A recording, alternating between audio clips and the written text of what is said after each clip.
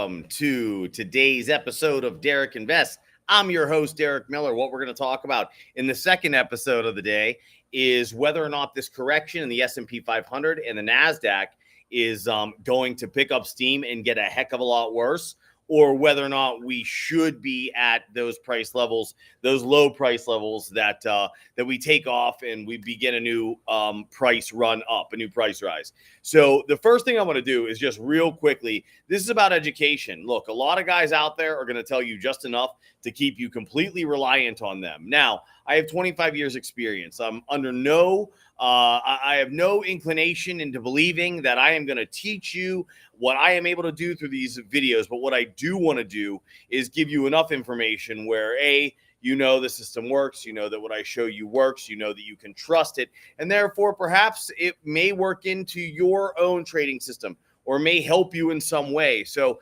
based on the fact that I would like to educate you and I would just like to help you in whatever it is that you're doing, I want to show you how to identify major tops from major bottoms, also just your corrective tops from your corrective bottoms, and then how to identify when they're ending, right? Because those two things end in very different ways. In one of those scenarios, a major market top, it ends in capitulation, which is a huge price drive down that will bounce off the biggest volume you've ever seen in the world, right? Of course, I'm exaggerating, but no, it'll be massive, massive volume. It should be the biggest individual day's volume in that entire price drop in a major correction. In a much more minor correction, like a 10% correction, 5% correction, what it will actually be is a bounce off a bottom off a very low volume. And I'm going to explain to you why. So let's jump over and just start taking a look. So the first thing, real quickly, the first thing you have to realize when you're evaluating which index to look at. So right now, should we be looking at the S&P or should we be looking at the NASDAQ? Well, you always want to look at your leader. Your leader has the most institutional footprints that you can find based on trading activity, which is volume. It's going to have the best signals. It's going to have the most footprints, the biggest footprints. So it's really easy to identify. Your lagging index, the index being pulled along, which in this case is the S&P 500, will still have those institutional footprints, but they'll be a lot smaller. Now, back in 2008, that was a major market global event, and I'll show you how easy it was to identify. But your S&P was the leader because who was in trouble was the financials. Who was overvalued, who was over-optimistic, who was the geniuses were financials. Right now, that's all AI. They're the geniuses. They know everything. Technology is it's the greatest thing in the world, right? So right now, that's the over-optimistic. So when we go back, I'm going to show you the 2008, 2009 to show you what a major market top and a major market bottom looks at. But what we're going to look at there is the S&P because that was the leading index. What we're going to look at right now to figure out where are we in this current market, we're going to look at the NASDAQ. Why? Because it is the leading index. The leading index has the biggest footprints, everybody. All right, so let's jump over. I'm going to share my screen. Let's start to differentiate what a major market global economic event looks like versus your standard correction. And then even beyond, you can even take it many steps further beyond your standard correction down to where you can know, is this really just a 2% blip? Is this going to be a 5% blip? You can identify all of that as well. For today, let's just try to realize where we're at in our current market. And are we at a price level now where prices should begin to move up? Or is this thing going to pick up steam and are we going to have a major market event here? After all, listen, the market fell nearly 10%. In fact, I think the NASDAQ did fall 10% from its highs. If not, it was very close. It was 9%, 9 point something percent from the highs of the NASDAQ. So we are definitely well into corrective territory. No one's talking about it because, let's face, look, why is nobody talking about it, everyone? Because they didn't know it was coming, and they don't, and by they I mean your typical kind of brokers, trend followers. Day traders typically are not good at knowing when the trend turns. That's where most of them get eaten up and lose most of their profits. I mean, your average day trader only makes 6 figures a year, guys. I'm not saying only is a respective word. Like everything is relative. Day trading is hard. It's busy. Well, actually, it's not hard.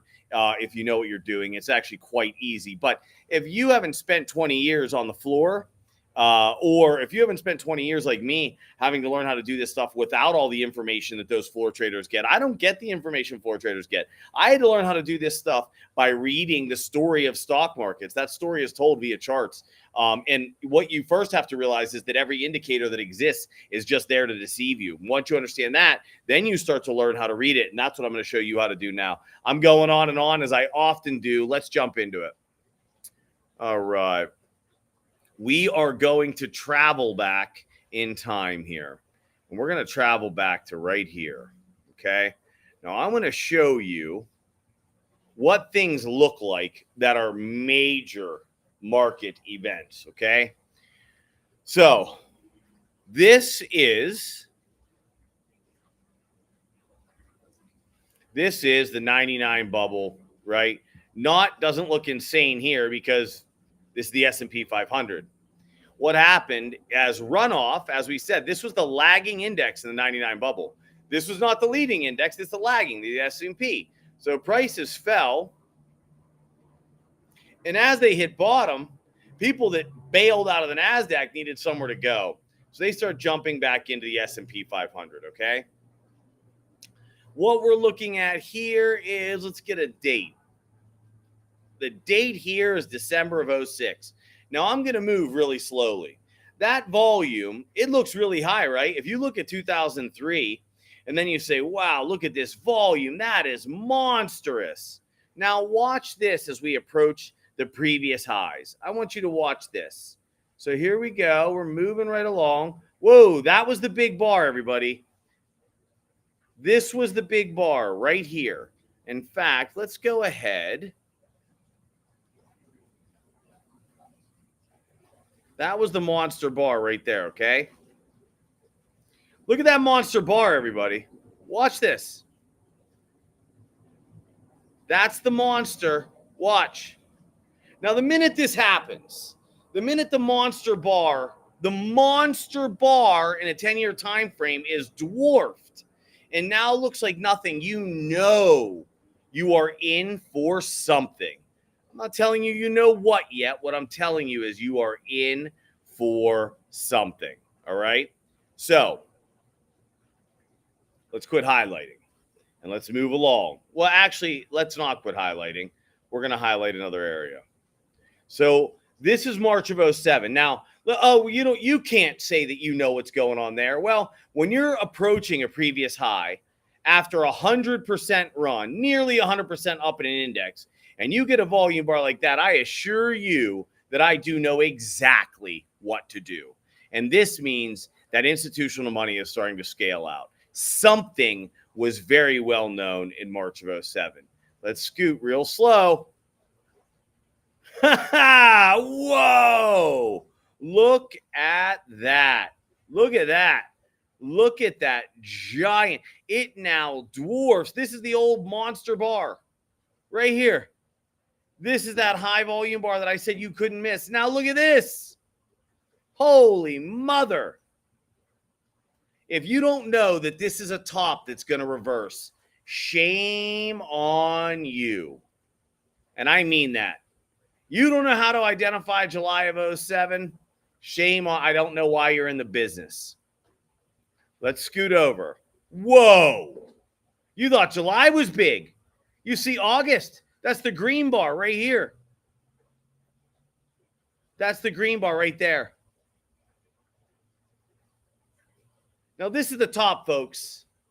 This is an indication of a global economic, we don't know what, but it is big, bad, and it has all the right people scared. The people that know what they're doing are terrified right there. I hope you can see that for yourself. And other people, they'll play nice with you. Oh, it's not your fault. You couldn't have known. If you didn't know, it is your fault. 100% your fault. Look at it. And it goes on. Price drops from 157.50. It doesn't matter. 157 down to 125. So you're looking at a 20% price drop in through January of 08 on the biggest volume. This is the S&P 500, folks. This isn't a penny stock. This isn't like Tesla going nuts in 2021. This isn't NVIDIA. Those are individual companies. This is the 500 biggest companies in the world. Look at the volume. And then preach. And then this is your capitulation. Look how little that volume is compared to capitulation. This is capitulation, everybody. That's when everybody quit. This is when everyone quit. Look at these. These were monsters. Look at the monster back here. Remember this, the initial monster. Look, what, ready? That's the initial monster. Look at that. Now watch this. That's what capitulation does. Right there. You'll get a lot of excuses, but I promise you this was easily identifiable. And that is what a global market, global market economic downturn, the beginning of it will look like. And it's all based on one thing, the footprint of the institutions. When the institutions get scared, you had better be scared. And if you're not scared, well, prepare to have your lunch eaten for you. And that's it. And then we move on. Now, if we move on to today, I'm going to switch us over. Actually, let me leave us on a month. That's a global economic event, everybody. Now, I'm going to show you something. Now, just as a reminder, remember what I told you about leaders and laggers? This was the leaders through the 90s. That's the 99 tech bubble. Does that look a little different than the S&P 500? What about the volume coming into 07 and 08? That look a little different? Yeah, they're not quite the dramatic scene of the S&P, is it? Not quite the same dramatic scene, is it? That's because the S&P is a leader in that one. But the S&P doesn't have the same dramatic events. Look at this. There's the S&P. That's March of 2000. Look, never even breached it. Let's go back to the NASDAQ. There's March of 2000. Look. Quite a bit different, isn't it? Now, we're not interested in the NASDAQ back then, although, is it possible that this is what people are driving with the AI fervor we have? It's possible. I don't see it yet, but it's possible. We're nowhere near those levels yet. I actually have a video that I did, a live stream I did a couple weeks back, comparing the PE of companies back then to the PEs of companies today, just looking at it from a fundamental basis. But let me tell you something. Fundamentals don't mean all that much. That's just something to appease the masses, really. Fundamentals don't play much of a role in the price of stocks and stock markets. Not really. Not in the short term or the long term. The value of the company is that's a whole different conversation. What you can know is supply and demand plays a role, right? Supply and demand of the stock itself, the optimism of the stock itself, what's the buyback program. It's all based on cash flow. I mean, that's what the price increase of anything is based on. If you go to an auction and the guy next to you has $100 and you have $10, the most that item's ever going to be auctioned for is $11, because once you hit 10, you're out of money. He still has 100. He only has to beat you by $1. But if I give you 50, now that same price can go to 51. Does that make sense? He has 100 and you have 50. He can outbid you at 51. There's nothing you can do about it. Same thing with the market. That's why you always have to make sure that you're following all three pillars of investing. That's investment risk, investment management, risk management, and cash flow management. And investment management and risk management are completely determined upon cash management. If you don't have a good cash management system, you'll get beaten. There's plenty of guys sitting next to you that have the 100, and you don't even have the 50. You probably have a quarter, and they can do it all day. So if you don't have proper cash management that's really tight, you'll get eaten up. Now, anyway, let's move on from that conversation. And so you've seen what a global economic event looks like via the S&P 500 in 2008. Now, let's go ahead and just roll into 2020 here real slowly. Okay.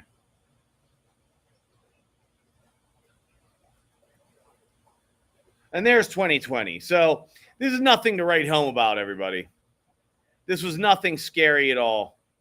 Price dipped. It had a high of 220, a low of 165, closed on 190. On, high volume compared to its preceding volume. Like, look, if you only look at the volume from, say, there, this top bar is the volume of 2020. It was pretty big. But all you got to do is scooch it over. I just don't want to give away where I'm headed with this. So that's high volume. It's the highest volume bar since 2011 and 2020, but 2020 wasn't scary. 2020 actually was a big indicator of how to behave during the pandemic, the quote unquote COVID pandemic. Let me tell you something. Global economics and the people that drive the global economies are terrified if there is anything out there that's going to wipe out any level of the human population or affect global economics and global economies. And that little baby volume bar was all you really needed to see. They weren't afraid of anything. And when they're not afraid, I'm not afraid. And if that offends you, tune out. I speak the truth here, and this is not a negotiable, argumentable conversation. We cannot argue about whether or not the global economy and the people that drive the global economy were scared. They were not. And that is a fact. They were afraid, however, back here in October of 2008. And let's just give you an indication. And by the way, this is the NASDAQ. If I pull up the S&P right now, it's far more terrifying than that is, believe you me. So let's just draw the line. So in case there's someone out there, that was real. Well, these guys say it wasn't. And that, my friend, is the difference in trading activity. From there to there. Pretty significant. So whether you like that or whether you don't, that says the guys that run the global economy had no fear. Now, I'm going to zoom in. Actually, let's leave it like this for now. So we're going to keep rolling over. So 220, biggest bar in nearly a decade. And here we go. Up, up, up, up, up, up, up, up, up, up, up, up, up, up. Uh-oh. So this is 2020, right? What's happening now? Now we're starting to get bar after bar after bar after bar after bar, reaching that exact same level, aren't we? Now watch.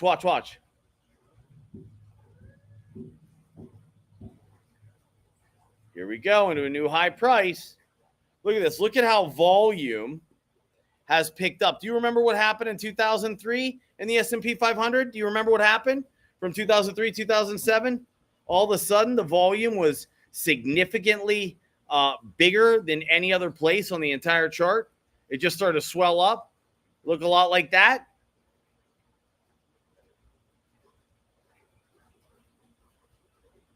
Okay, and here we sit today. Now, what I want to ask you is, when we saw that top that began, I believe it was March of 2007, then July of 2007, I said if you didn't see it, something was wrong with you. And then you got into August of 2007, it was easily identifiable. So here we are. This is our backdrop, okay? This is our backdrop from 2020 until now. And this is us right now. This is us right now. Okay. So for anybody looking at that, what I want to know is, do we see a monstrous increase in volume right now at these high prices as compared to what is behind us? This is what's behind us. No, we don't, do we? What we see actually is a pretty significant drop-off in volume. All right, so we see a drop-off in volume. So what would that tell us? Well, first off, we know it's not a global economic event. We know that's not true. Clearly, that's not true, right? You just saw what one looked at. So, all right, it's not a global economic event. Fine. Well, what type of event is it? Well, it looks to me like at the high price, volume, which is this little green bar next to this red bar here, little green bar at the bottom in June of 2003, looks like there wasn't much more call for where prices were. People just weren't interested in buying there. It's also summertime, so maybe it's summertime slowdown, right? And then you come into July and we have a reversal. Is it a hard reversal? I'd say that's medium. So let's zoom in a little bit and see what this is. This a top? Is this something that's going to turn into something meaningful? Because that's our next question. So here we are. Volume still looks light, doesn't it? It still looks light to everything in the backdrop. Let's zoom into a daily. Okay, so we have a couple of gaps that are always notable, aren't they? Why? Gaps are price targets, folks, especially on indexes. And we have one right there. Okay, that's up there at 490. Looks like we have one here. This one kind of filled, didn't. What are large price moves down on high volume? What are they indicative of? That's right. They're indicative of fear-inducing price moves, which means typically institutions are looking to accumulate more stock. Now, if you remember, when we looked at a global economic crisis at the top, there was all this major volume, but then when we came down, there was even more major volume. Like, do you remember what it looked like there in 09, that March of 09? It was like, it was a mountainous bar at the bottom because that's called capitulation. Now, when you have a simple correction, it kind of works the opposite. What will happen is your initial price move down, this initial one where the low is 455.63, will have the largest amount of volume. And then every time price comes down to that level, if volume continues to dry up, you're reaching the bottom of that correction. Why? Because if an institution is looking to pick up more shares, it's only looking to scare out so many people. Once it has scared out enough people where the like flagrantly weak hands are gone and it's picked up those shares, it'll begin the next run up. This is the ebb and flow of the market. There's nothing sinister about this. Now, what are we seeing right now? Are we seeing higher volume today or lower volume? Well, it's 11:42. So for those of you on the East Coast, 2:42, it's a little before 3 o'clock. Volume's at 36, almost 37 million. Average volume. Where's my average volume on here? Do I not even have it up anymore? No, average volume is right below it at 35 million. So we're exceeding average volume. Prices being yanked down. Definitely the goal here to scare the less knowledgeable and weaker hands. So let's zoom in a little bit. Here we are. So this is the initial price drop. So look at that price drop. This is your I'm buying the dip guys. This is also I'm buying the dip guys. These guys will all be bailing out here now if they haven't already. This 4-hour bar is falling off even more. Let's go down to 1-hour bars. We'll zoom in a little bit more. We can see that this is all by the dip guys. Here, people are probably getting a little more afraid. A gap up. Boy, this is beautiful. See, this is yesterday, and I love yesterdays because this really gets people excited. They go, it's over. Bing bong. I have news for you. If you are a student of mine or a student of the market and you have a gap off a low, I assure you that is not the low. That gap will fill nearly instantaneously, which it has. It's filling today. And sometimes you drive to lower prices and sometimes you don't. Right now, we'll see. It looks like it may drive to lower prices, which is absolutely fine. You should have good risk management, which means you know how to scale in and out of positions. So if you're a student of mine, you've already identified this, mainly because you may have done it for yourself, but I did cover this on Saturday of this week, telling you that, we should hit 454 on the QQQs and that this was nothing more than your standard correction. And so you may have figured that out for yourself. If you hadn't, maybe you watch my live stream or replay of my live stream and now you see it. So we look down here and we go, okay, so this may be the low. It may not be. What I can tell you is this. There are still an awful lot of people that got excited yesterday. You can typically suck them back out. That's what's being done here. So I would say there's probably a new low price to make. I'm going to tell you where I think it'll end. Okay. Good. Love it. Okay. So let's take a look where we think we are in this current market drop. So what do we want to do now? Well, I like to institute several different things when I look at price drops. One thing I do enjoy is Elliott wave to give me an idea of scale and time frame. And the reason I love Elliott wave is it's a basic concept. Your corrections are ugly, they're erratic, they're up and down, and they kind of move in three waves. Your trend wave is a 5-wave pattern, and that'll move 1, 2, 3, 4, 5. It's pretty smooth. Wave 1 and wave 5 are equivalent to each other. So the first move down, the last move down are kind of equivalent in time frame and in price move. And then wave 3 is your major wave move down. You'll have two major gaps there, and the biggest gap will be wave 3 of 3. And then your wave 5 has to exceed the low level of wave 3. To me, this looks like an Elliott wave pattern if I were to look at it. And I would say this is 1, 2. I would say this is wave 3. This is wave 1 of 3, 2 of 3, 3 of 3, 4, 5. This would be wave 5, 1. We should have a 2 and a 3. So this wave should probably finish. If we're looking for a target down, my guess would be how many percent? What percent did we move on 1? We went from like 504 to 491, 15 points. We went about 3%. We'd be looking for about a 3% move down here too. 47.50. So we're looking at nearly 15 points, maybe 13 points. We started at 50, so we have to breach this. You're probably looking at 450. You should probably be looking at 450 here. Looks like this should complete around 450.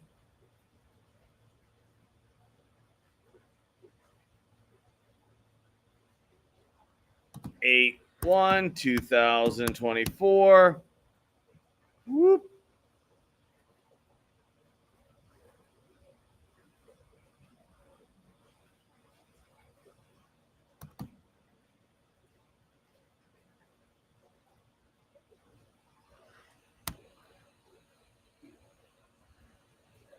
QQQ.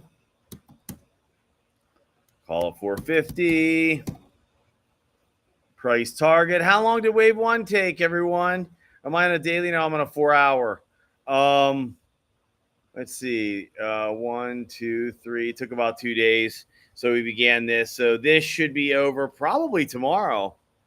Let's give it one more day, though. It's the 1 second. So it's the second. So we'll give this the 5th. Should be over tomorrow, though. And then, what should we see at that point?